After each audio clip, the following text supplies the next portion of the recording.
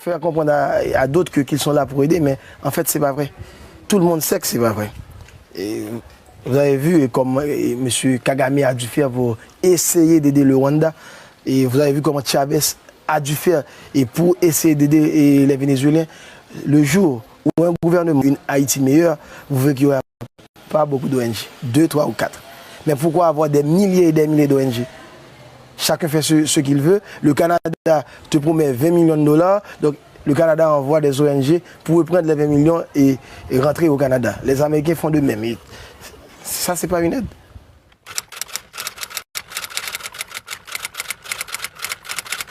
On est un pays à vocation agricole. Comment comprenez-vous, il n'y a pas une banque de crédit agricole? On fait tout ça, le paysan fait tout ce qu'il doit faire pour planter et après à la fin, il ne peut rien vendre. Et comme il ne le vend pas et dans 2, 3 jours, et ça périt. Donc il faut l'agro-industrie, il faut des usines de transformation. Et si les ONG veulent aider, par exemple, donner à manger aux enfants, on ne peut pas importer du riz des États-Unis pour donner à manger aux enfants. On achètera du paysan et le paysan verra que maintenant ce qu'il fait a de l'importance. Et vous allez voir que petit à petit, on trouvera notre route, notre chemin. Mea culpa, de mea culpa en mea culpa. Bill Clinton a fait son mea culpa, j'ai bien entendu d'autres qui ont fait leur mea culpa. Je ne crois pas que c'est ce dont nous avons besoin. Nous avons besoin d'une politique ferme, d'un président ferme et d'un groupe ferme qui dit bon ok, ça suffit, non, on doit aller de l'avant. Mais faire des mea culpa et n'apporter aucun changement, ça ne rime à rien. Et j'ai bien entendu les mea culpa de M. Clinton, que je respecte d'ailleurs, et j'ai bien entendu d'autres mea culpa, mais aucune, ils n'ont pris aucun engagement pour que ça change. Et donc, malheureusement, c'est ça. Mais pour le commerce du riz, pour la détaxation, c'est pas seulement le riz, c'est tout. On importe tout maintenant. On importe tout de la République dominicaine ou des États-Unis d'Amérique. Donc maintenant, on est vraiment dépendant de la République dominicaine économiquement. Est-ce que c'est normal? Non, c'est pas normal. Est-ce qu'on doit avoir des problèmes avec les Dominicains? Non. La faute n'est pas aux Dominicains. C'est nous autres Haïtiens qui devons prendre notre responsabilité. Ce sont ceux qui nous gouvernent qui doivent investir dans la production nationale. Par exemple, nous avons près de 903 000 hectares irrigables. 903 000 hectares de terres irrigables en Haïti. Et bon, cultivables. Seulement 100 000 hectares sont cultivés. Mais pourquoi? L'État, c'est le plus grand propriétaire foncier en Haïti. Mais pourquoi on ne cultive pas ces terres-là? Donc on doit en connaître les causes, on doit chercher les causes et trouver les solutions. Je crois que si on veut, Haïti peut atteindre l'autosuffisance alimentaire en 5 ans.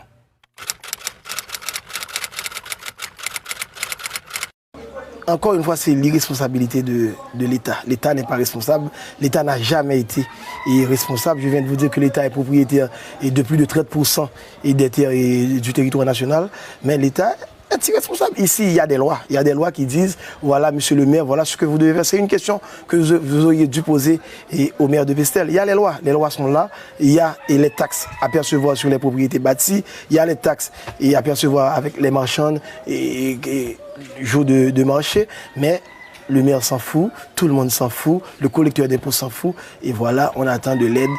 Et pourtant, si on voulait... Et par exemple, je vais vous donner un exemple. Pour payer tous les employés de la commune de Pestel, le maire a besoin de 200 000 goudes. 40 000 $ haïtiens, 200 000 goudes. Et Pestel, seulement ici au centre-ville, on pourrait ramasser près de 2 à 300 000 goudes par mois. Mais on ne les ramasse pas. Et chaque mois, le maire doit écrire à Port-au-Prince et écoutez, aidez-nous, on ne peut pas payer nos employés. Donc c'est l'irresponsabilité partout. Le président est irresponsable, le premier ministre est irresponsable, les maires sont irresponsables, tout le monde est irresponsable. Qu'est-ce qu'il faut faire pour que la population entende ce message, quoi? Parce que c'est impopulaire. C'est très impopulaire. Dire aux marchands qu'elles devraient, parce que partout c'est comme ça que ça se passe. C'est impopulaire, mais le peuple est prêt à accepter. Ici à Pestel, on a cette grande génératrice pour donner de l'électricité. Vous voyez cette génératrice. Donc chaque samedi, on a dit ok, chaque samedi on va collecter de l'argent. Vous devez donner 10 $ et vous 5 $. Au début, tout le monde disait non, non, non. Mais après, quand ils ont vu l'électricité, tout le monde venait. Ah, pourquoi vous n'êtes pas passé? On a ton argent. Donc, quand les gens ici en Haïti ne veulent pas payer, c'est parce que l'État ne donne rien. Donc si l'État est responsable, on ne te donne rien, même pas une petite école, même pas un petit hôpital. Donc pourquoi vous allez payer des taxes? Donc c'est ça, c'est face à l'irresponsabilité de l'État, c'est la réponse du peuple. Mais si le peuple voit qu'il y a un État conscient, un État qui veut travailler et un État responsable, je vous donne la garantie qu'on va payer. On paiera. On paiera. Dès le début, dès notre indépendance, les femmes ont toujours occupé un grand rôle. C'est un des premiers pays où dans notre première constitution Dessalines a dit qu'il n'y avait pas une différence de sexe.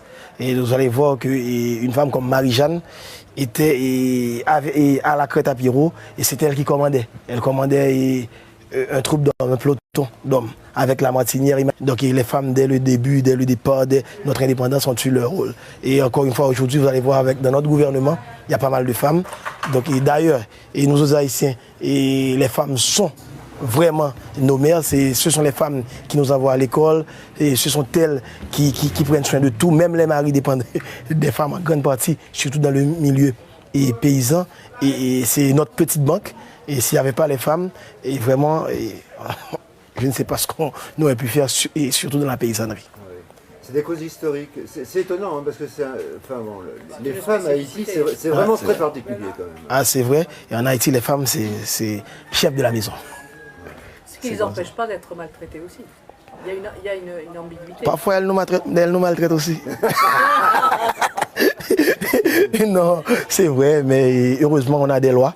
Et en ce sens, il y a toujours des hommes machistes, mais il y a des lois. Il y a des lois et maintenant, les femmes connaissent leurs droits. Donc, c'est pas facile pour un homme de maltraiter une femme. Et même ici à Pestel, vous maltraitez une femme et rapidement, elle va au commissariat et on t'arrête. Donc, il y a des lois, il faut reconnaître ça, c'est bien. Et les femmes ont leur importance et on les respecte beaucoup ici.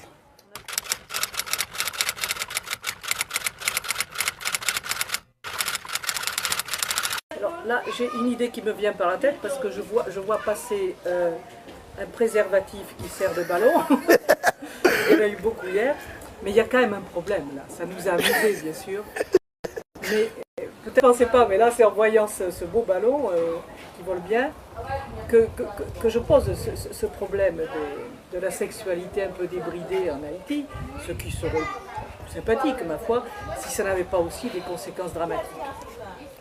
Donc, il faut reconnaître qu'ici, à Pestel, ils ont mené une bonne campagne contre le sida. Donc c'est pour ça que vous voyez tout le monde à son préservatif, même les enfants. Mais ce n'est pas un secret qu'ici à Pestel et dans toutes les grandes villes du pays, que ce soit Saint-Marc ou les Cayes, et les enfants ont leur premier rapport sexuel dès 10 ans, plus ou moins. Et ici à Pestel, c'est scandaleux et il y a des enfants de 11 ou de 12 ans qui vivent avec des hommes et leurs parents sont d'accord et on ne peut rien faire.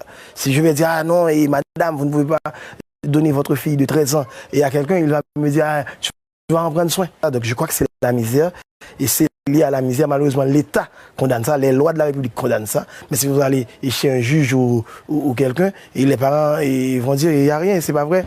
Et c'est quelqu'un qui travaille avec monsieur. Donc c'est comme ça qu'il y a une certaine tolérance, mais c'est à cause de la misère. Donc c'est tant de problèmes qu'il faut résoudre, mais on ne peut rien résoudre si on atteint pas, si nous n'avons pas cette autosuffisance alimentaire, si nous ne pouvons pas donner à manger à notre peuple, il n'y a rien qu'on puisse faire. Je crois qu'on devrait avoir peur de moi. Mais ceux qui devraient avoir peur de moi, ce sont les ennemis de la nation. S'ils ont peur de moi, ils ont raison. Parce que je vous ai dit tantôt que je suis prêt à donner ma vie pour Haïti. D'ailleurs, je l'ai déjà prouvé et je peux le faire encore si c'est nécessaire. Pour mon pays, je ferai n'importe quoi. Donc, il n'y a que les délinquants, il n'y a que ceux qui veulent vendre la souveraineté de mon pays, il n'y a que les grands dirigeants corrompus. Mais sinon, et je suis là, je suis avec tous les enfants, vous pouvez voir, et tout le monde est mon ami, je n'ai d'ennemis que ceux.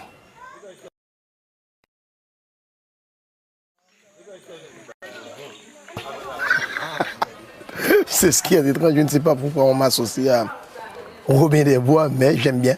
Robin combattait l'inégalité sociale et l'injustice. Et toute ma vie, moi, j'ai essayé de mener une lutte contre. Et c'est une lutte pour une quête de justice sociale, tout comme le père fondateur de notre patrie, Jean-Jacques Dessalines.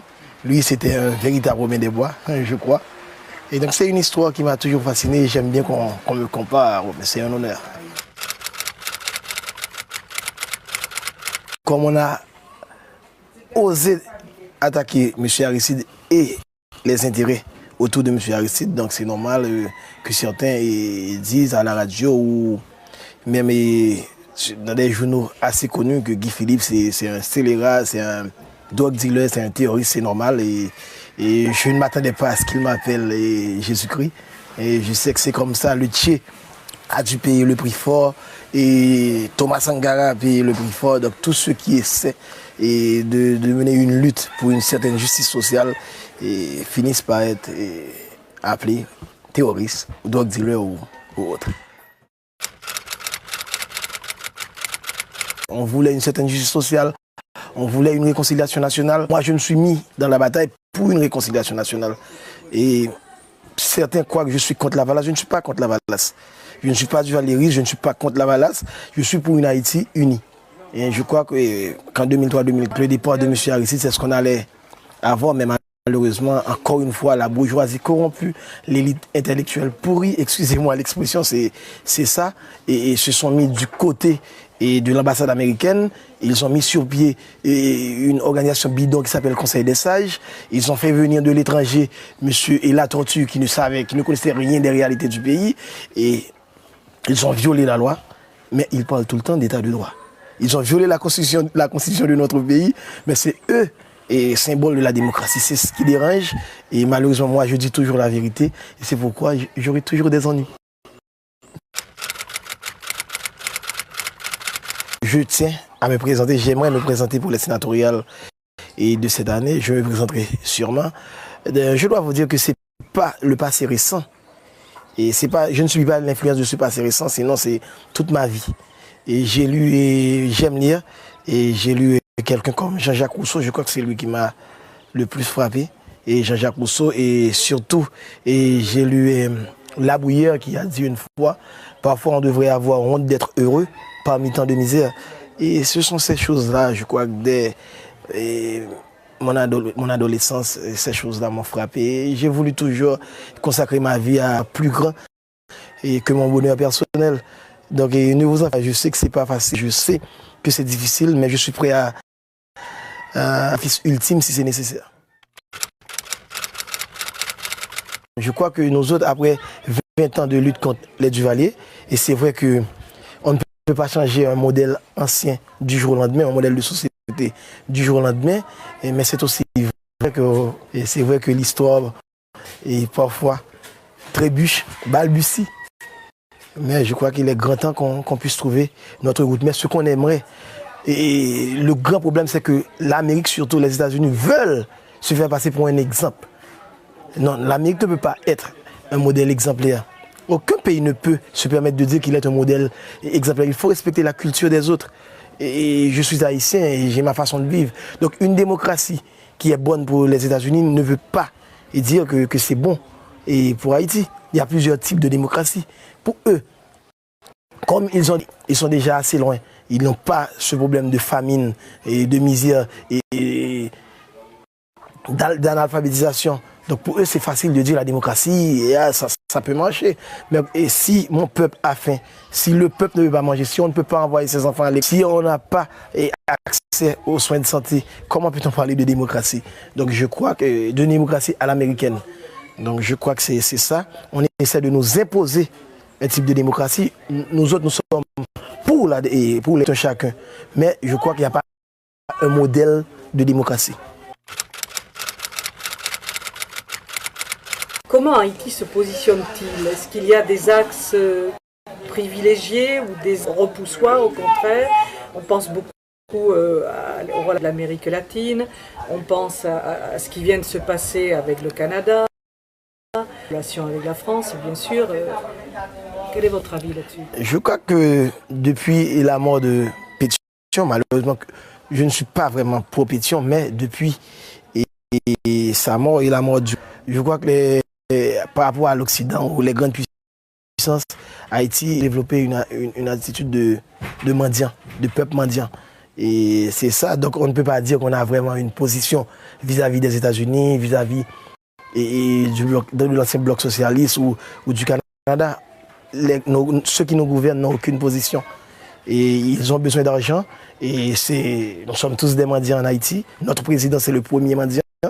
Et comme on ne produit rien, et donc si le Canada doit faire ça, sinon le Canada ne donnera pas les 20 millions promis. Donc on n'a pas le choix, on doit faire ce que dit le Canada.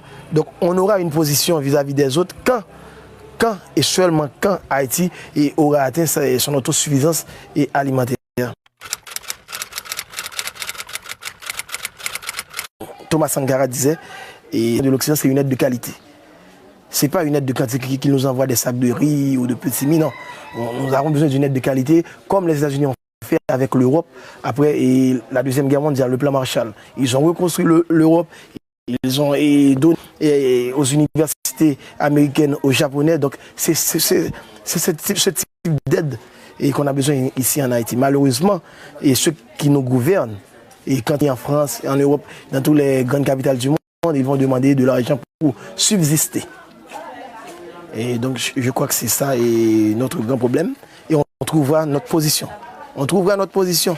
Et je suis sûr, je suis convaincu qu'un jour, et ne vous étonnez pas, il y a pas mal d'Haïtiens qui sont prêts à donner leur vie pour que ça puisse arriver un jour. Je vais vous dire un petit secret. Si vous voyez que dans ce pays, il y a beaucoup d'ONG, c'est que ça ne marchera pas. Ça ne marchera pas. Les ONG ne sont pas ici pour nous aider en réalité. Bon, peut-être que certains qui travaillent dans les ONG sont de bonne conscience, mais ils veulent vraiment aider. Mais ceux qui décident, ceux qui les ONG ne veulent pas vraiment qu'on sorte de cette misère. Sinon, on aurait pu avoir une aide de 2 milliards de dollars de 2010 à 2 jours sont déjà débloqués. Qu'est-ce qu'on a fait avec tant d'argent? Est-ce que vous avez vu une bonne route pour venir dans la Grand'Anse, des universités, des infrastructures où on peut recevoir des touristes? Rien. Les ONG sont là pour nous maintenir en vie, mais ils ne veulent pas que nous atteignions notre autosuffisance, notre dépendance, notre indépendance économique. La misère, finalement, est le gagne-pain de beaucoup d'ONG. Les ONG, c'est ce qu'ils font ici, c'est ce qu'ils veulent faire comprendre à d'autres qu'ils sont là pour aider, mais en fait, tout le monde sait que c'est pas vrai. Et vous avez vu comme M. Kagame a dû faire pour aider le Rwanda, et vous avez vu comment Chavez a dû faire pour essayer d'aider les Vénézuéliens. Le jour où un gouvernement voudra qu'on ait une Haïti meilleure, il n'y aura pas 2, 3 ou 4. Mais pourquoi avoir des milliers et des milliers d'ONG? Chacun fait ce qu'il veut. Le Canada te promet 20 millions de dollars. Donc le Canada envoie des ONG canadiens pour reprendre les 20 millions et rentrer au Canada. Les Américains font de même. Et ça, c'est pas une aide.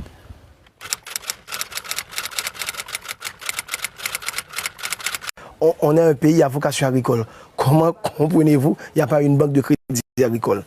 On fait tout ce qu'il doit faire pour planter, et après, à la fin, il ne peut rien vendre. Et comme il ne le vend pas dans 2, 3 jours, et ça périt. Donc il faut des usines de transformation.